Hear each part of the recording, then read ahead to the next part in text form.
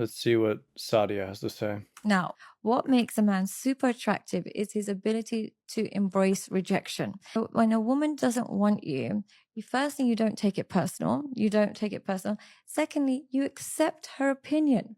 What the weak men will do is when a woman rejects him, he'll fight harder. We start to see you as somebody who doesn't have alternatives.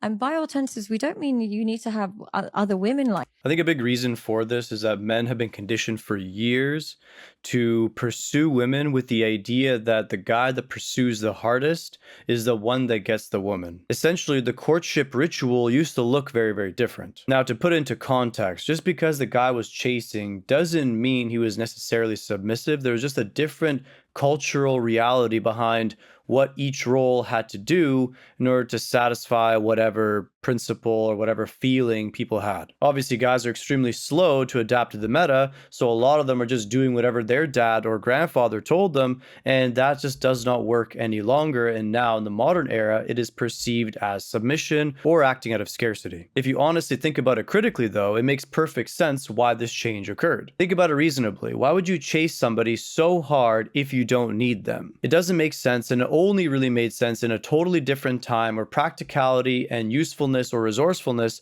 were the most important thing. Today, those characteristics have much lower value than they used to. In the Western world, anyway. Let's keep going. Up, but you should have a life that you enjoy with or without us. And we are not attracted to men that are not living a fulfilling life.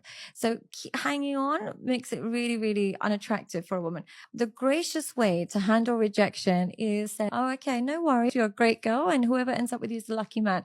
It's crazy to see how many guys have such a hard time accepting this hyper-logical reality. Now, I'm not typically the one to go against guys. Obviously, normally I'm for the guy's side, but the problem is this.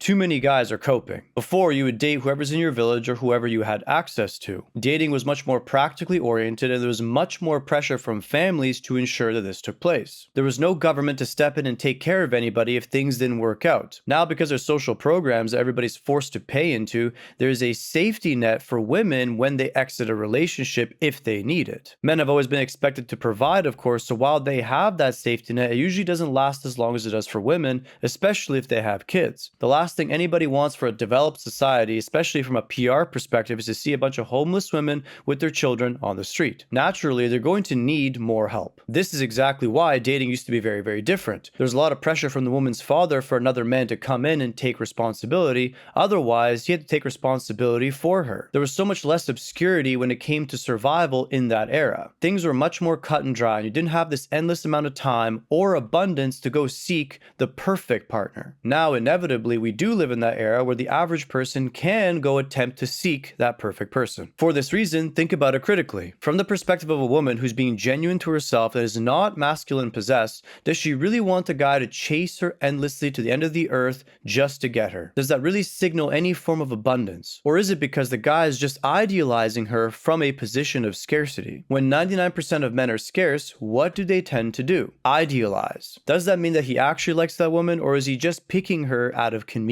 Of course, he's going to convince himself that she's perfect simply to satisfy a need, as most people do. To close up this idea, just understand that chasing is an absolute waste of your time. Sure, it may work out for you here and there, but typically it's not going to be for the right reason. Chasing never screams dominance, because the ultimate truth is you don't need a woman to live. A woman should enhance your life, but she shouldn't be the focus. If she is the primary focus, don't you dare call yourself a dominant man. All right, Helena, choker girl. See what you got. Do you know why dating is unfair for men and not for women? Because men have to earn love. Women don't. Women can just show up and there will always be someone to love them. But a man, he has to be confident. He has to have money. He has to have status. He has to have worked on himself. He has to whatever, because a man who is fat, who has no money, who has no status, who has no self-control, will not be loved by anyone except maybe his parents, but that's it. No one else will care about him. So women out there saying that dating is harder for women, where? It is so not harder for women. The worst kind of woman will find love, but a man has to be exceptional in so many ways in order to just have one person care about him. Let's be honest, what she's saying is complete facts, but I do have to address one obvious reality, and I don't want to play devil's advocate necessarily, but I do tend to address it from the other side, so I'll maintain that consistency here. It's 100% true that men have a harder life when it comes to finding love. love. This is absolute. And yes, from an idealistic perspective, obviously it seems unfair. We don't live in an idealistic world. Everything has its pros and cons. For that reason, I'm going to argue this. The best life that any human being can possibly live